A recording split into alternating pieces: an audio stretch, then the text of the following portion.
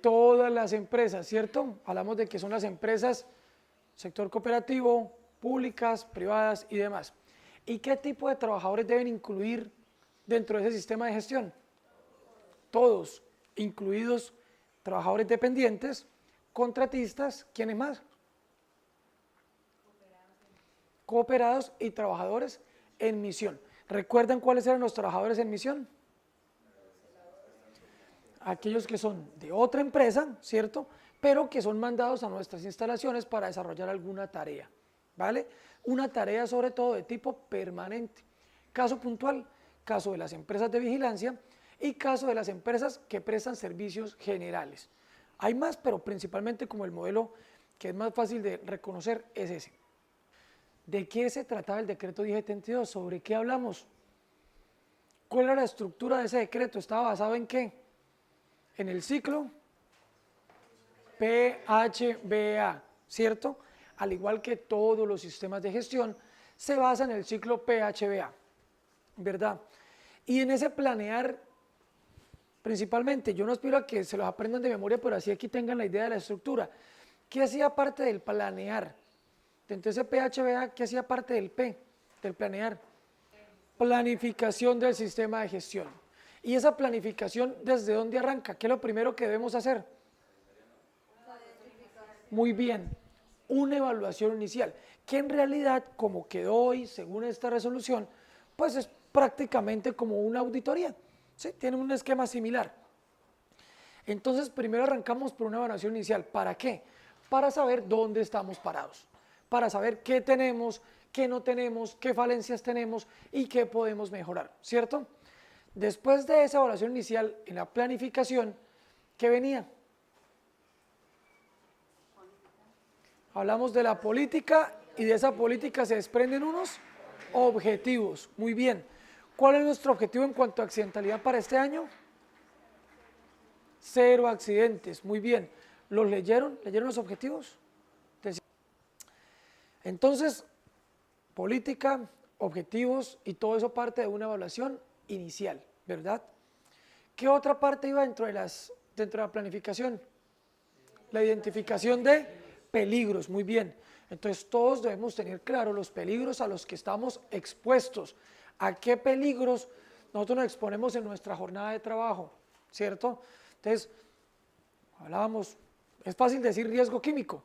Esto es evidente para muchos, pero aparte del químico hay otros.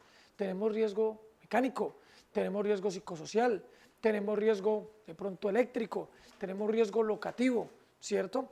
Y debemos conocer no solamente los peligros, sino también cómo se controlan. Entonces viene la planificación. Después de la planificación, ¿qué viene? Sí, pero viene un bloque grande que se llama soporte. Muy bien. ¿Y qué viene dentro de soporte? La empresa debe definir unos recursos, debe definir unas capacitaciones. Muy bien. ¿Qué más, señora? Debe definir qué documentación se va a tener en cuenta para trabajar, para registrar las evidencias. ¿Qué más?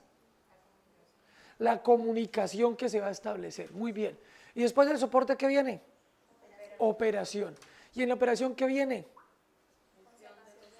Todo lo que tiene que ver con la gestión de los peligros, es decir, el control de esos riesgos y todo lo relacionado con el control de la documentación, conservar la documentación. Aquí hemos dicho que hay documentación que por seguridad en el trabajo, según el decreto 1072, debemos conservar hasta 20 años.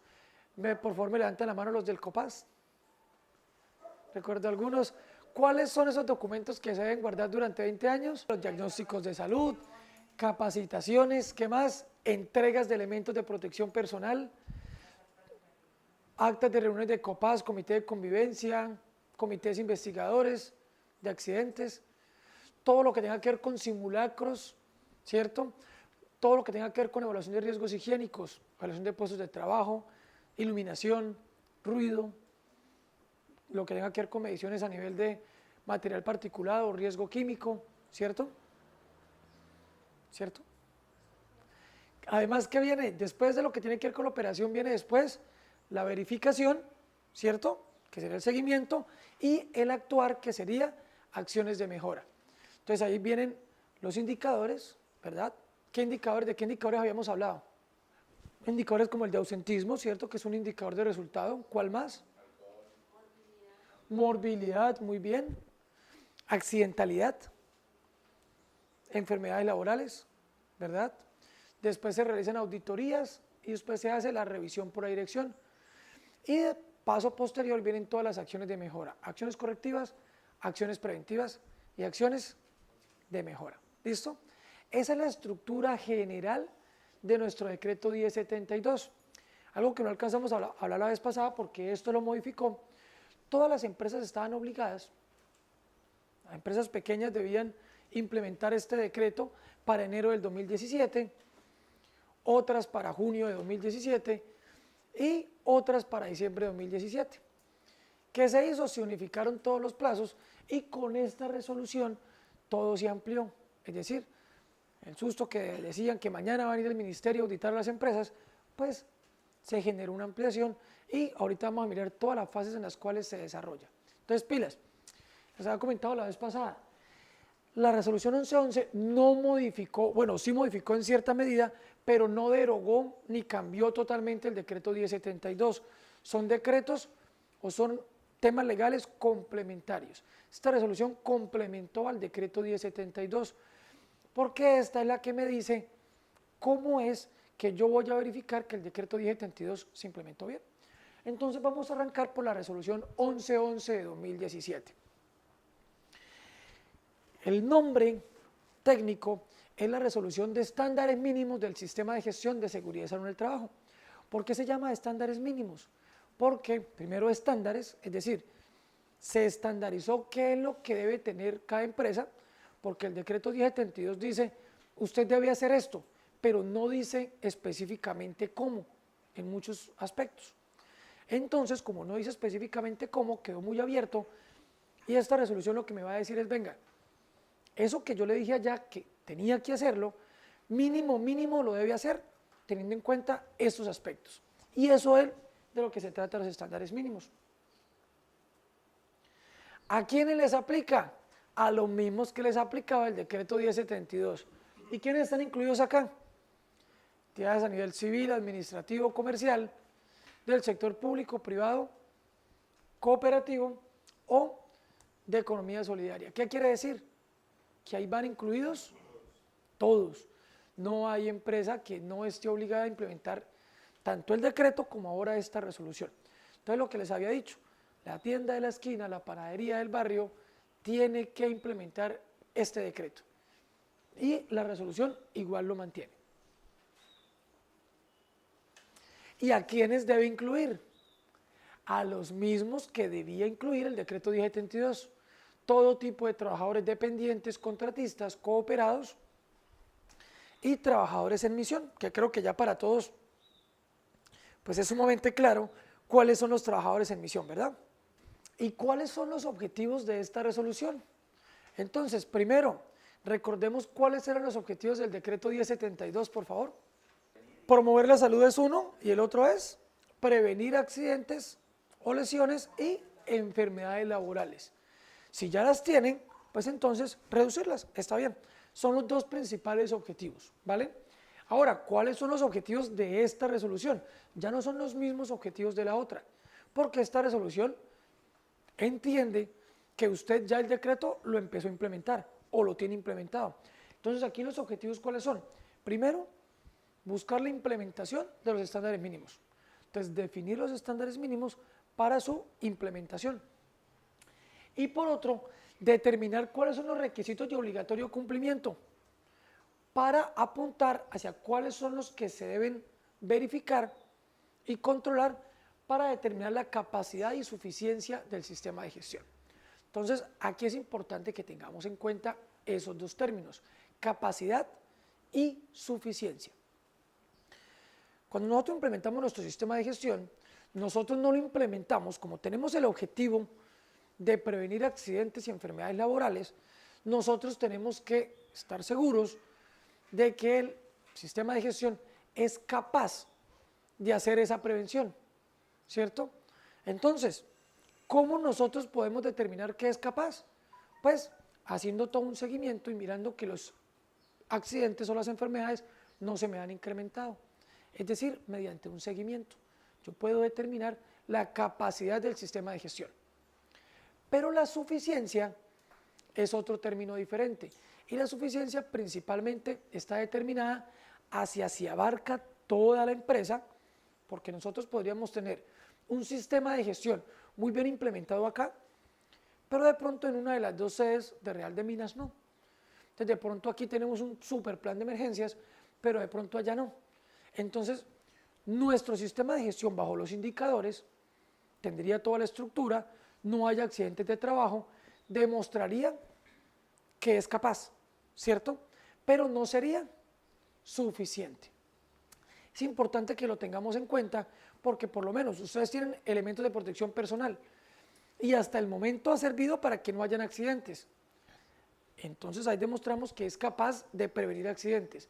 La pregunta es, ¿lo que tenemos es suficiente? Y eso solamente lo saben cada uno de ustedes, en las veces que han tenido incidentes, en las veces que de pronto han tenido accidentes. Y ustedes terminan y dicen, no, mire, la verdad, en cuanto a nuestro sistema de gestión, en cuanto a tema de suficiencia, necesitaríamos unos mejores guantes o necesitaríamos unas mejores instalaciones. Eso ya lo determinan ustedes.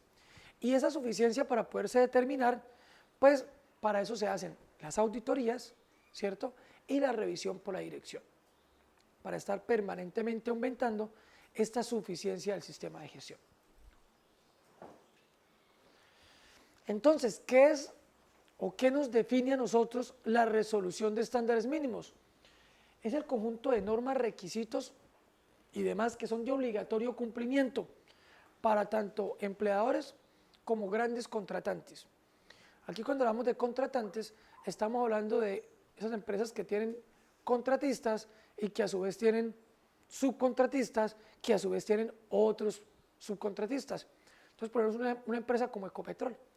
Una empresa como Ecopetrol tiene muchos contratistas y esos contratistas tienen muchos subcontratistas, y lo que implica esto es que Ecopetrol debe ir hasta el último eslabón de esa cadena y estar seguro de que hay cumplimiento de estos estándares mínimos de cada uno de ellos que trabaja en la industria. ¿Por qué? Porque si hay un accidente grave o mortal, así sea el subcontratista, las responsabilidades de carácter legal en seguridad y salud en el trabajo igual quedan compartidas con Ecopetrol. Yo contrato a alguien de pronto para que me haga todo no sé, un arreglo locativo de aquí de las instalaciones, pero esa empresa va y me subcontrata a alguien y resulta que ese alguien no tiene seguridad social y nosotros no lo controlamos en el momento en el que entró acá, y esa persona se accidenta y tiene algún problema, listo, va a tener inconvenientes allá quien nos lo trajo, pero nosotros también. ¿Por qué? Porque adivine a quién le va a apuntar esa persona, también a nosotros. Por eso es que tenemos que estar, y esos controles se deben ejercer con mucha severidad. Y todo esto que se establece es para verificar y para controlar las condiciones básicas de ¿qué? Vuelve y juega, de capacidad tecnológica y científica. Mire que hablamos nuevamente de capacidad, es decir, asegurarnos de que el sistema de gestión es capaz de prevenir. Y también para controlar las condiciones de suficiencia, mire, suficiencia patrimonial y financiera. Es decir, si los recursos en ese sistema de gestión realmente son los adecuados o toca meterle un poquito más de platica. ¿De qué va a depender? Pues principalmente de los resultados y de lo que se observe. Y al final lo que buscamos con esto, en realidad, es asegurar que todo lo que nos obliga el Sistema General de Riesgos Laborales, nosotros lo estemos cumpliendo. Hay empresas que lo cumplen, unas en mayor, otras en menor medida, hay otras empresas que no lo cumplen. Como les decía el lunes, igual, el hecho de que ustedes estén certificados con SAT 18001, que haya una entidad externa que esté avalando que nosotros estamos dando un cumplimiento a esa norma, pues da tranquilidad, no solamente a nivel interno, sino a nivel externo, de que como mínimo nuestro sistema de gestión tiene la capacidad de prevenir accidentes y enfermedades. Como les digo, ya la suficiencia es algo que permanentemente hay que estar revisando. Bueno, vuelve y juega, lo que les hablaba también aplica para el decreto 1072, también para la resolución 1111, lo que tiene que ver con la cobertura. ¿Qué cobertura debemos tener? Todos nuestros centros de trabajo, es decir, estas instalaciones y las instalaciones que hay allá. Pero también hay otros centros de trabajo que tienen que ver con quienes hacen muestreo. Cada lugar de muestreo es un centro de trabajo. Entonces nosotros controlamos muy bien todo acá, pero en esos lugares el control es mucho más complejo. ¿Por qué? Porque no son nuestras instalaciones y nosotros vamos a hacer muestreos allá. Quiere decir que nosotros en cada lugar de muestreo debemos hacer un análisis previo de los riesgos y de esos peligros para buscar la manera, dentro de lo posible, de controlarlos. ¿Para qué? Pues para cumplir con los objetivos, que son prevenir accidentes y enfermedades laborales. Entonces debemos incluir todos los centros de trabajo. Ahora, de igual forma debemos cumplir todas las jornadas. ¿Aquí tenemos jornada única o trabajamos 24/7? ¿Única? Cuando hay jornadas nocturnas, hay empresas que trabajan todo el día. Entonces resulta que muy bien las capacitaciones, muy bien la charla, muy bien todo para los que están en jornada diurna. Pero para los que están de noche no hay un control, nadie verifica si se utilizan los elementos de protección personal. Lo mismo puede pasar de pronto para quien está en campo. No hay ningún tipo de control sobre ese tipo de personal, ¿cierto? Entonces no sabemos si están cumpliendo con todo lo que tiene que ver con el plan estratégico de seguridad vial. No sabemos si están utilizando sus elementos de protección personal de manera adecuada. No estamos pendientes de hacer el cambio a horas de los elementos de protección. Entonces son punticos a tener en cuenta porque aquí debemos incluir todos los centros de trabajo, a todos y a todas. ¿Qué pasa con las uniones temporales? En muchas ocasiones yo me asocio como unión temporal, ¿sí? Hacemos algún tipo de vinculación y resulta que mi socio no tiene un sistema de gestión de seguridad en el trabajo o es demasiado débil, simplemente porque de pronto la gerencia no le da la importancia que debería darle. ¿Qué sucede en esos casos? Pues entonces nosotros como empresa tenemos la obligación de ponernos al frente del sistema de gestión de ese consorcio o de esa unión temporal. Es una obligatoriedad. ¿Por qué? Porque si hay un accidente en ese consorcio y ese accidente nos genera temas de salud de largo plazo, adivinen en qué momento nosotros vamos a poder cerrar ese consorcio o esa unión temporal. Entonces, hay uniones temporales que duran, el trabajo se acabó y duran un año en poderse cerrar. ¿Por qué? Porque resulta que tienen una persona que se accidentó o tiene una persona que se diagnosticó una enfermedad laboral y el caso no se ha podido cerrar. Entonces, es importante que en esos momentos, cuando se vayan a hacer ese tipo de uniones, no solamente miremos capacidad técnica, capacidad financiera, capacidad tecnológica, sino que también miremos lo que tiene que ver con seguridad y salud en el trabajo, pues para no llevarnos sorpresas desagradables. Y ahí los controles en cuanto a la vinculación del personal debe ser la mayor, para evitar que de pronto nos metan un golazo. Lo que le digo, digamos, es más común en empresas de ingeniería este tipo de uniones temporales o consorcios, pero si ustedes lo han hecho debe ser muy delicada esa situación porque pueden tener inconvenientes, incurrir en gastos innecesarios durante N años. Bueno, y ahora sí entramos en lo que es en realidad la resolución de estándares mínimos. Aquí vamos a sacar los extractos de lo que es lo más importante de la resolución de estándares mínimos.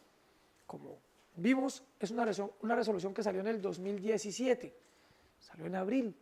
¿Y qué pasa con esta resolución? Que esta resolución, pues se suponía que todo el mundo debía cumplir a enero del 2017, otras a junio, y sale en abril y llega a cambiar todo. Es decir, esto no tiene ni un año de haber salido.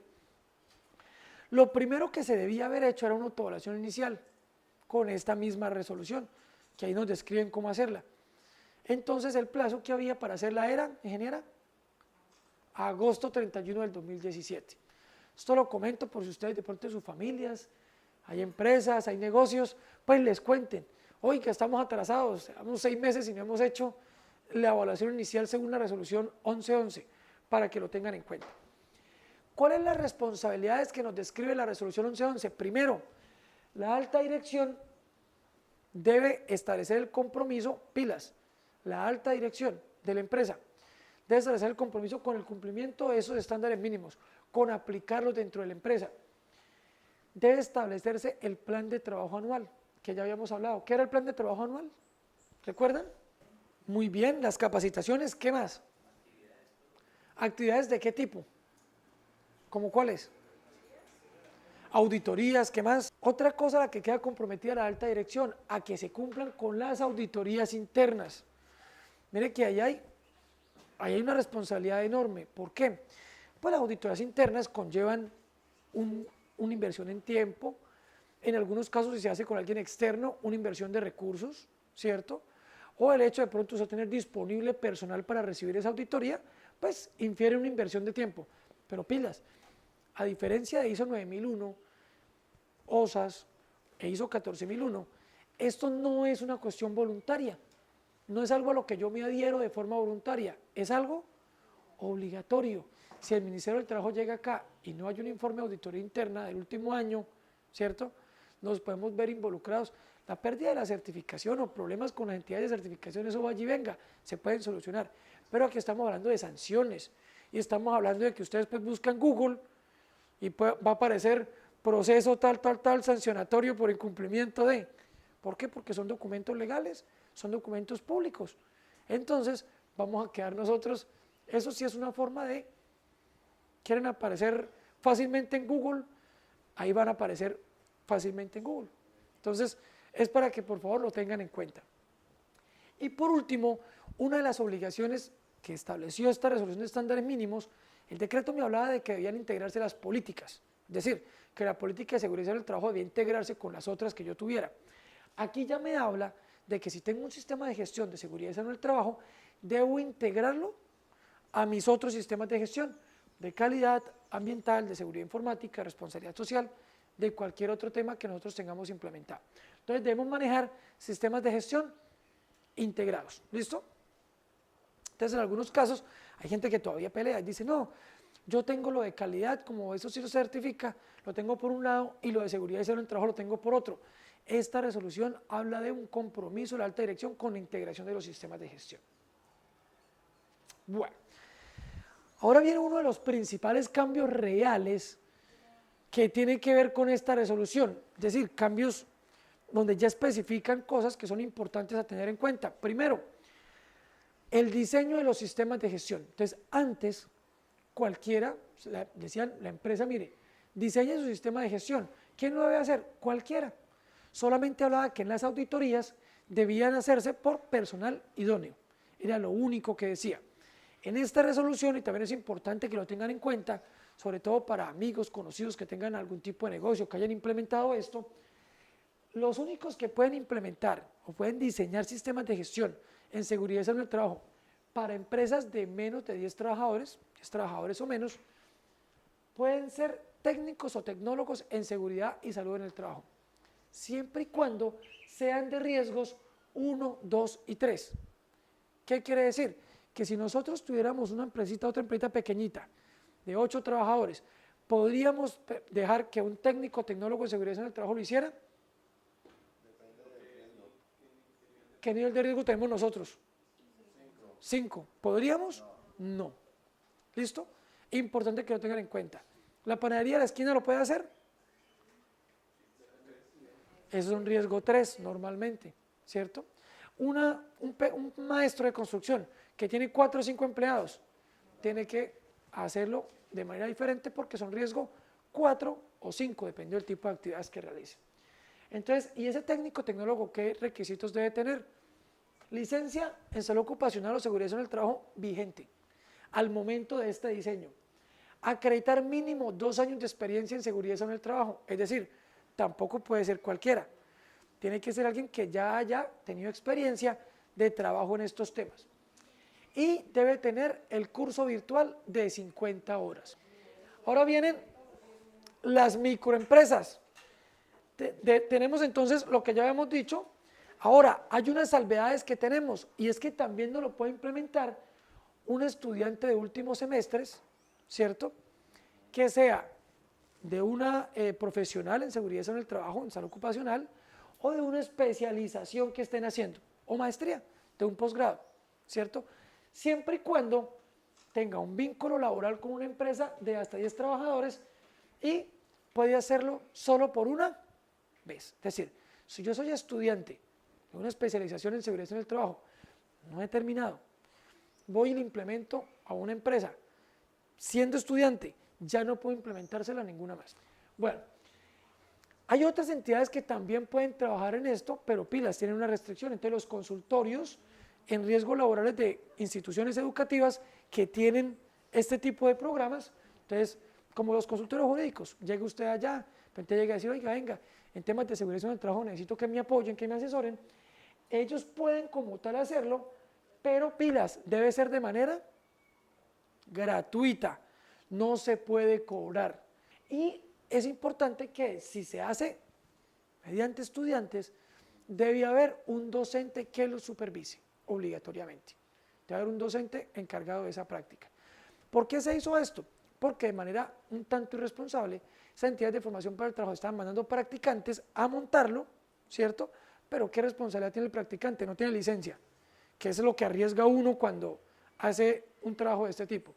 No tiene licencia, todavía está en etapa de formación, e igual es diferente la formación que recibe alguien a nivel profesional que alguien a nivel técnico, que es más que todo de tipo operativo. Entonces, el diseño, que como ustedes vieron toda la parte de planificación es un punto importantísimo, normalmente puede quedar débil, sobre todo por el conocimiento de requisitos legales.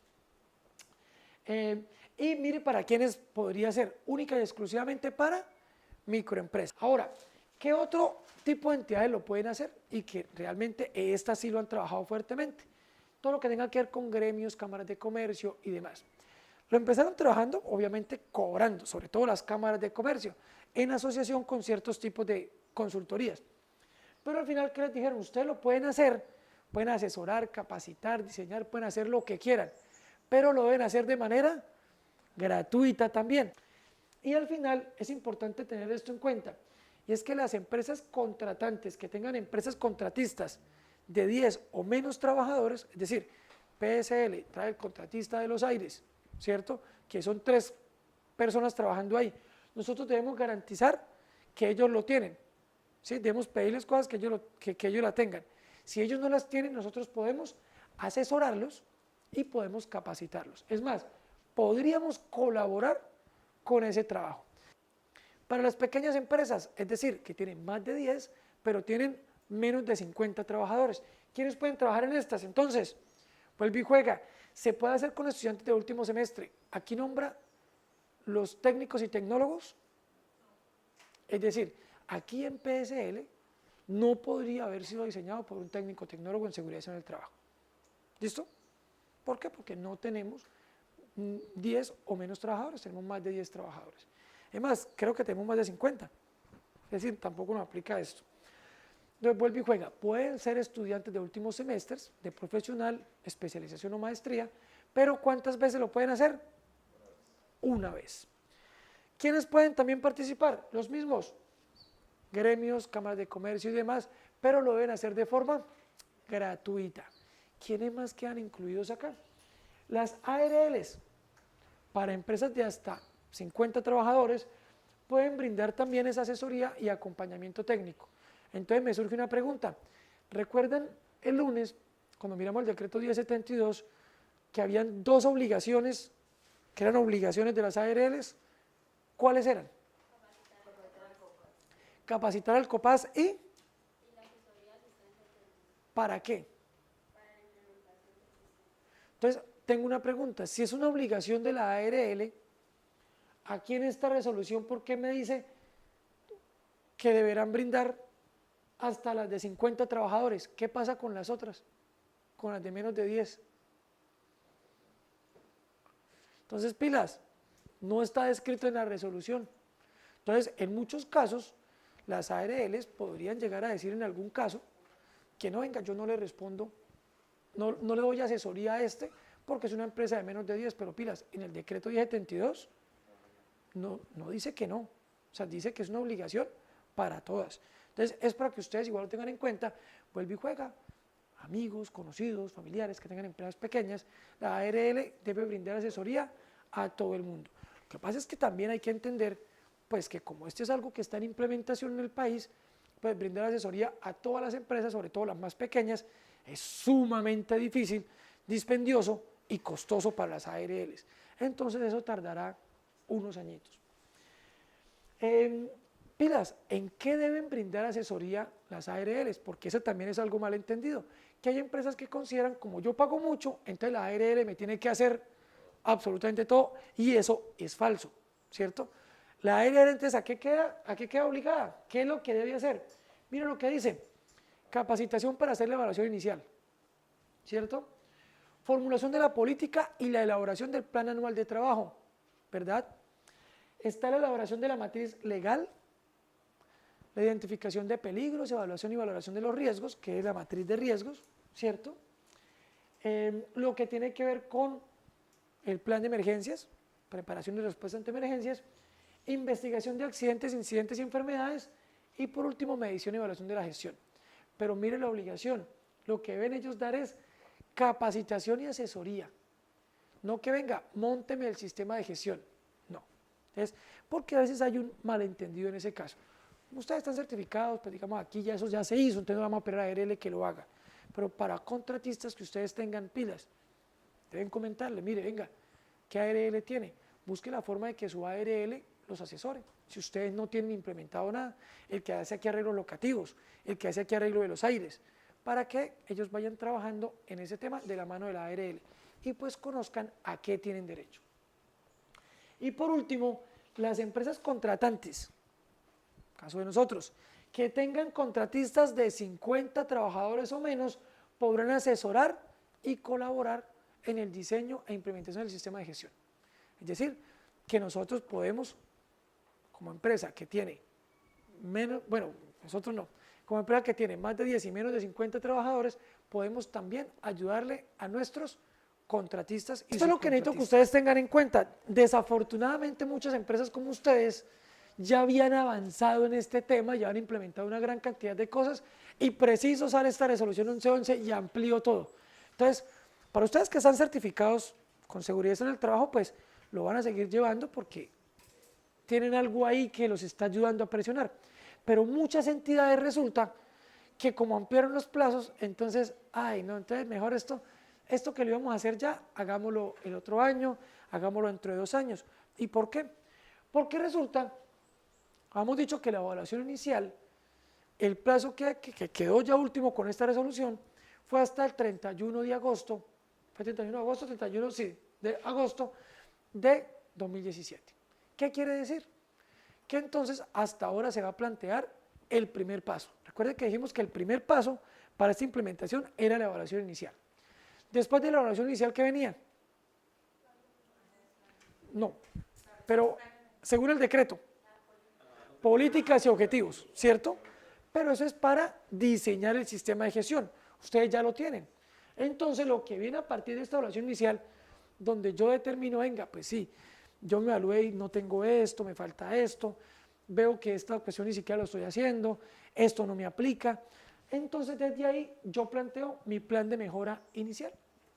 Ese plan de mejora es, pues, mirando los puntos en los que salí débil de esa evaluación inicial. ¿Qué pasa con este plan de mejoramiento? El plazo era hasta diciembre de 2017. ¿Qué quiere decir? Que cualquier ARL o Ministerio de Trabajo puede llegar a una empresa diciendo, muéstreme su plan inicial, ¿cierto? Su plan de mejoramiento a partir de la evaluación inicial. Entonces, hasta el momento, lo único que nos pueden pedir es esas dos cosas.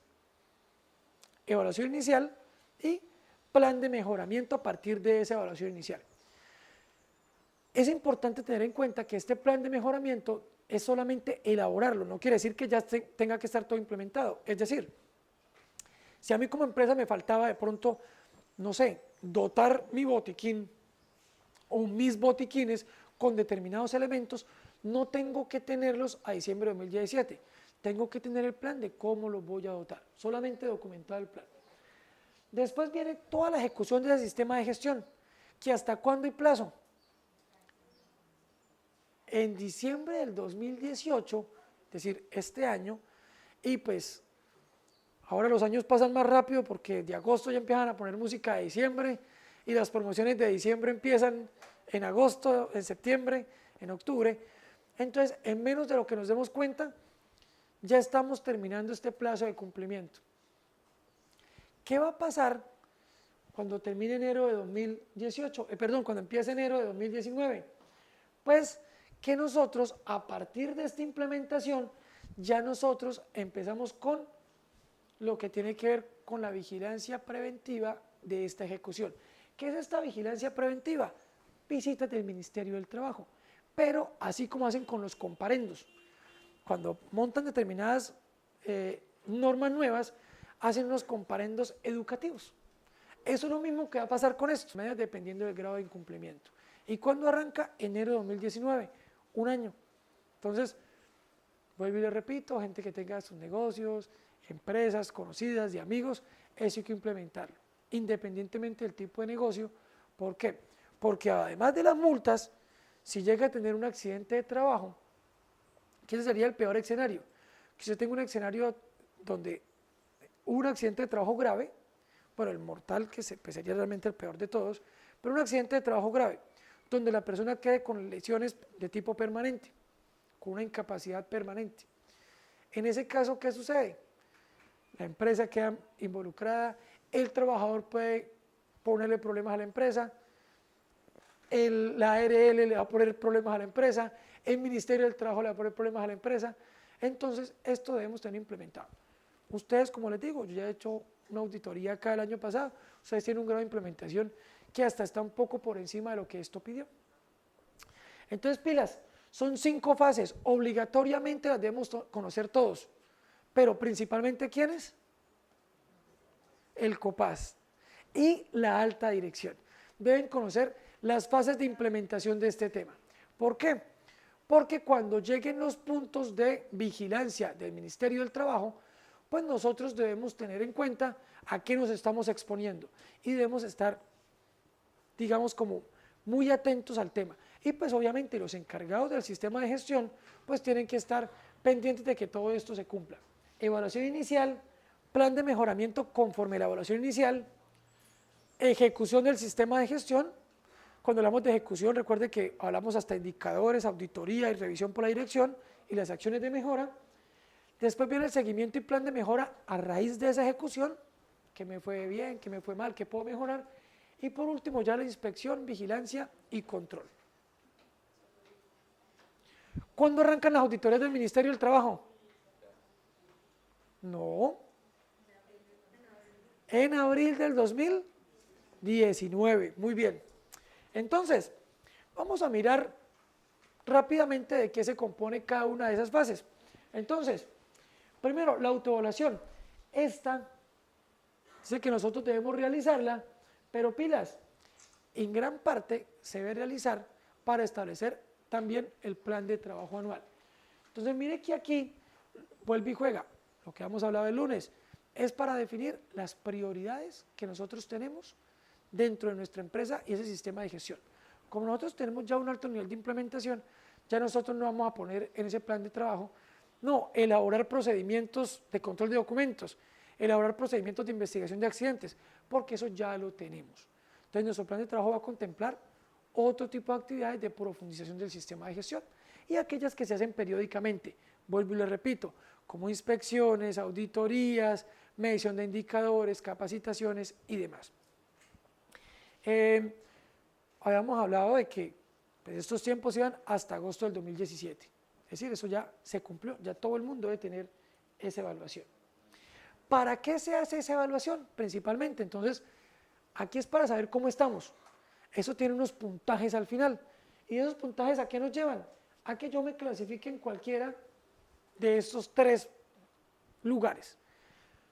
El crítico, es decir, que nosotros nos encontramos en cuanto menor al 60% de cumplimiento. Se debería enviar el plan de mejoramiento y ponerse a disposición del Ministerio de Trabajo. Es decir, tenerlo ahí documentado. Si sacamos en la evaluación inicial que iba hasta agosto del 2017, deberíamos tener ese plan de mejoramiento, mejor dicho, en cualquier momento disponible para mostrarse al Ministerio del Trabajo, porque quiere decir que nuestro nivel de implementación es muy bajo. Aquí estarían la mayoría de empresas, sobre todo las más pequeñitas que no pertenecen a la industria de hidrocarburos, entonces nunca han hablado de esa vaina.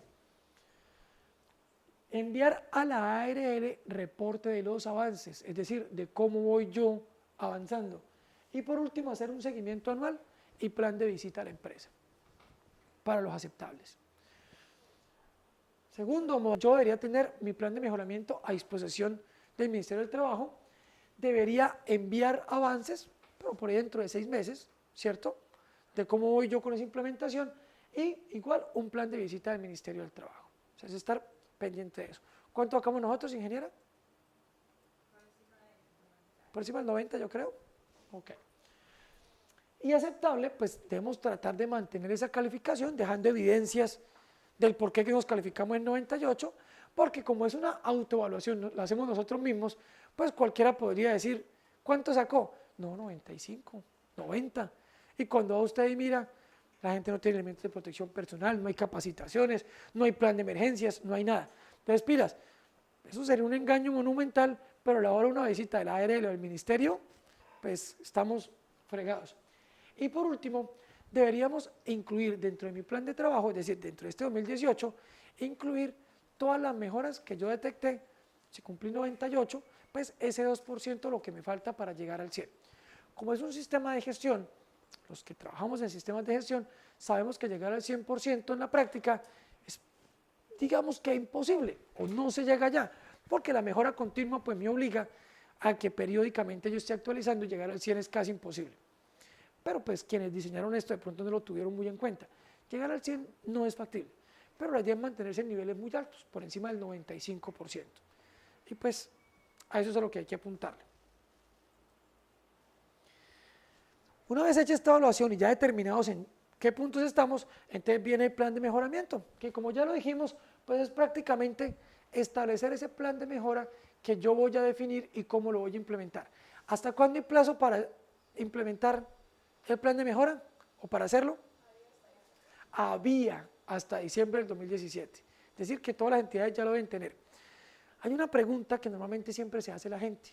Bueno, ¿y qué pasa si yo monto una empresa ahorita a final de año, cuando se supone que ya tenía que haber cumplido todo esto? ¿Qué opinan ustedes? Si la acaba de montar,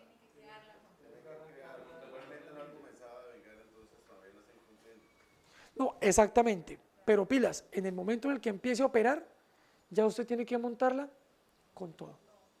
Es uno de los inconvenientes que hay. Entonces, por lo menos, lo mismo pasó con el Plan Estratégico de Seguridad Vial, que hubo plazo hasta diciembre del 2016. Si usted monta una empresa de transporte, tiene hasta 2 meses para empezar a operar y tener todo implementado. Lo que quiere decir que es que a diciembre del 2018 todo su sistema de gestión debe estar implementado. El plan de mejora que va hasta marzo del 2019 no son las acciones de mejoramiento, acciones correctivas y preventivas, porque esas deben hacer parte de la implementación del sistema de gestión. Estas acciones de mejora son las que salen de la auditoría y de la revisión por la dirección.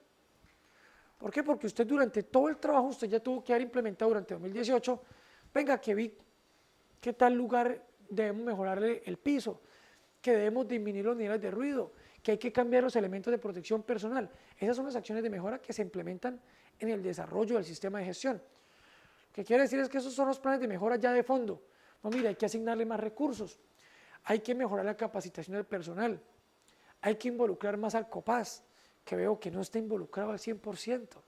O por el contrario, hay que crear un premio para los del COPAS, porque veo que han hecho un seguimiento permanente y están en un nivel óptimo de compromiso y de seguimiento del sistema de gestión. Entonces, a eso es a lo que se le apunta con esta fase de implementación. Puntos más importantes de esta fase es el cumplimiento de los requisitos legales. Porque aunque aquí hablamos, bajo estas charlas, de dos, que es el decreto 1072 y la resolución 1111, en seguridad en el trabajo los requisitos legales son inmensos. Hay una gran cantidad, casi que desde 1950, que se habla del Código Sustantivo del Trabajo, en adelante hay una gran cantidad de requisitos legales. Entonces, y todos hay que aplicarlos porque son requisitos legales, no son opcionales, y hay que conocerlos y determinar cómo se implementan en la empresa. ¿Y dónde deben estar definidos? Dentro de nuestros planes anuales de trabajo. ¿Y quiénes deben colaborar en esa implementación? Y el COPAS, que para eso está. Es importante que en esta etapa de vigilancia y control, que es la última, nosotros debemos tener en cuenta que quien la hace ya es el ministerio. Todavía no está totalmente definido cómo se va a hacer, aunque se supone que sí. La va a hacer el ministerio con unos auditores que van a designar, pero todavía no sabemos si van a nombrar, porque en algún lado por aquí esta resolución brinda la posibilidad de que la hagan por intermedio de las ARLs, que tendría su parte buena y tendría su parte mala. La parte buena sería que nos conoce, que tiene más capacidad operativa. La parte mala es que hace parte también del proceso. Entonces, y es más, para las ARLs en realidad tampoco sería bueno.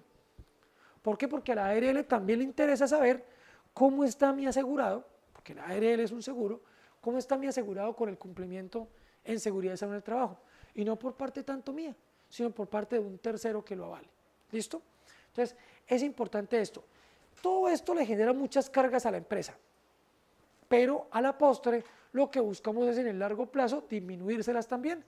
¿Cómo se las vamos a disminuir? Reduciendo accidentes, reduciendo enfermedades, por tanto reduciendo responsabilidades económicas con terceros. Pero aquí hay una buena noticia con esto, y es que las ARLs también pueden acceder, esto por aquí creo que no está, creo que no lo puse, no, las ARLs y el Ministerio del Trabajo crearon la posibilidad de implementar una acreditación en seguridad y salud en el trabajo. ¿Qué quiere decir? Como una certificación. Entonces, si yo soy una empresa que tiene un alto nivel de cumplimiento, yo puedo llamar al Ministerio del Trabajo y decir, venga, quiero acreditarme en seguridad y salud en el trabajo. Y es una acreditación que va a tener todos los mismos, las mismas formas, conceptos y características de las certificaciones que ya tenemos con Bureau Veritas, con Bureau Veritas y con el Consejo Colombiano. Es decir, llamo, vienen y me auditan y al final me dan una certificación. Y esa sería por intermedio del Ministerio del Trabajo y es de carácter gratuito. Lo que pasa es que usted también corre un riesgo enorme, porque si usted va a ir al Ministerio del Trabajo, que es el que le puede generar sanciones y le puede hacer cierre de su empresa, parcial o definitivo, decirle, venga y audíteme, es porque estamos totalmente seguros de que estamos casi en el 100. Pero mire que crea una posibilidad y ahí definen en la resolución cómo va a funcionar la cosa, que van a dar unos premios, que se va a poner en la página, que va a ser de carácter gratuito, que obviamente es voluntario, es para quienes lo quieran acceder, pero mire que a nivel de imagen, algo gratuito que podemos acceder, entonces bueno, hay una serie de cosas que hay que hacer, pero accedemos a algo bueno también. ¿Y cuál es la otra parte buena? Empresas que adquieran esta acreditación van a tener la posibilidad de recibir descuentos en el pago de prima. Entonces, por lo menos, ustedes son riesgo 5. ¿Qué porcentaje paga la empresa por ustedes de ARL? No, riesgo 5, alto. 6 puntos. Copás. Nelsi. 6.9, altísimo.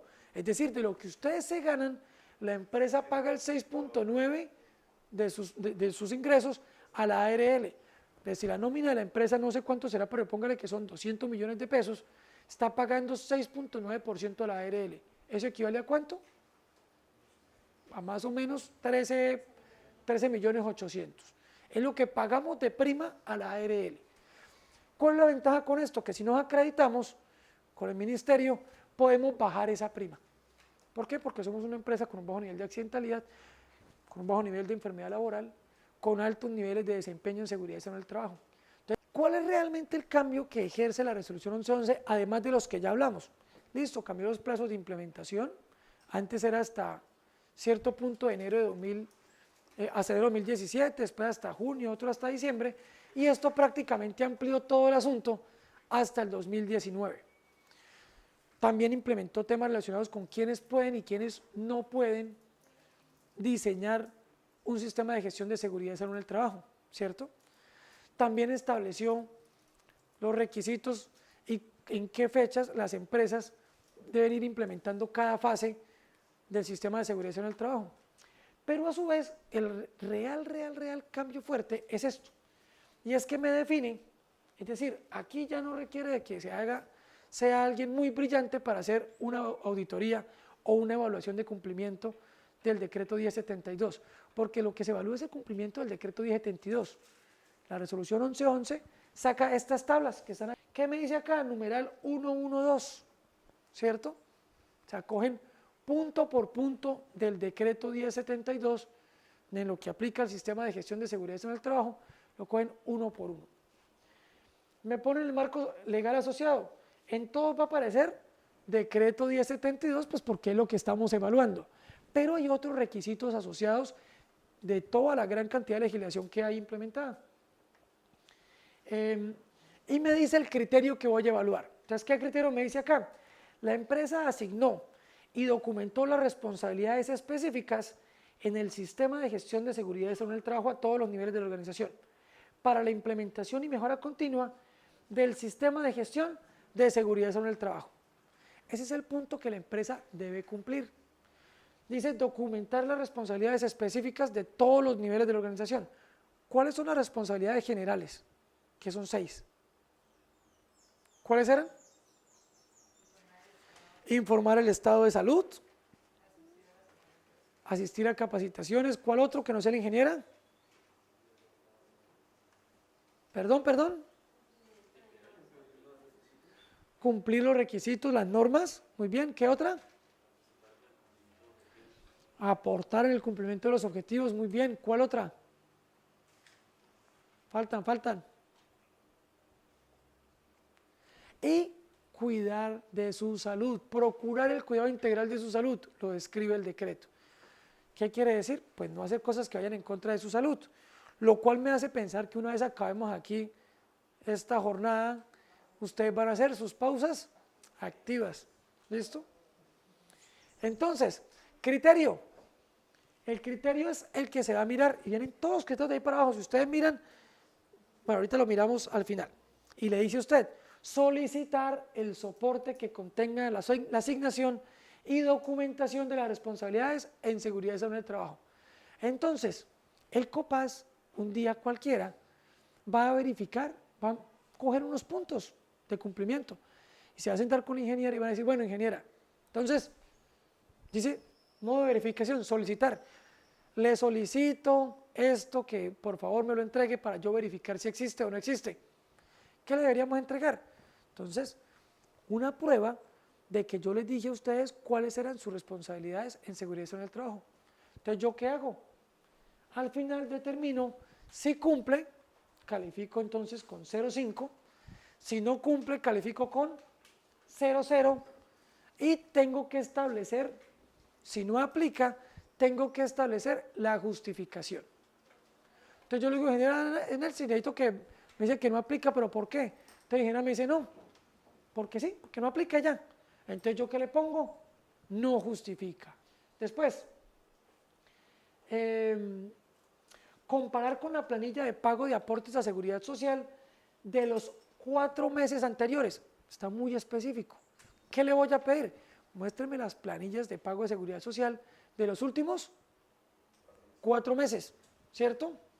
Y al final saco un muestreo, me dice, si es de 1 a 10 trabajadores en la empresa, ¿cuánto debo sacar? El 100%, es decir, los 10 trabajadores, o los 8, o los que tenga. Si es entre 11 y 50, ¿cuánto debo sacar? Debo verificar el 10%, que es lo que me dice acá, ¿verdad? Perdón, el 20%. Es decir, si tenemos 40 trabajadores, debo verificar 8 como mínimo, ¿cierto? Si tenemos más de 50 trabajadores hasta 200, debemos verificar un 10%. Entonces nosotros aquí somos, no sé, 100 trabajadores. Entonces saco 10 trabajadores aleatoriamente. Y con eso yo empiezo entonces a mirar, solicitar una lista de los trabajadores vinculados por prestación de servicios, si es que los hay. Y exactamente lo mismo, mirar la última planilla de pago de seguridad social y al final verificar que estén afiliados. Entonces, cojo los trabajadores, verifico con los pagos, cojo los de prestación de servicios, verifico con las planillas y según el listado que me pasaron, no sé, saco este y contrasto para mirar si están afiliados. Y así hay una gran cantidad. ¿Cuánto se demoró haciendo la evaluación inicial? No hay una larguísima, tiene miles de puntos y cada uno describe cómo se debe verificar. Entonces, la resolución 1111 no cambió el decreto 1072. lo que realmente nos vino a explicar es, cambió los plazos, quiénes pueden trabajar en eso y cómo se debe verificar. Es realmente lo que nos dijo esta resolución. ¿Esto de dónde se trae? Esto es algo que ya existe en el sector salud. Cuando las clínicas y hospitales quieren habilitarse con la Secretaría de Salud, existe algo igualito. Mire, ustedes deben tener esto, se verifica de esta manera. Entonces, es como que usted ya sabe, si viene el ministerio, ya sabe qué le van a pedir y ya saben cómo se lo van a pedir. Aquí está, es así.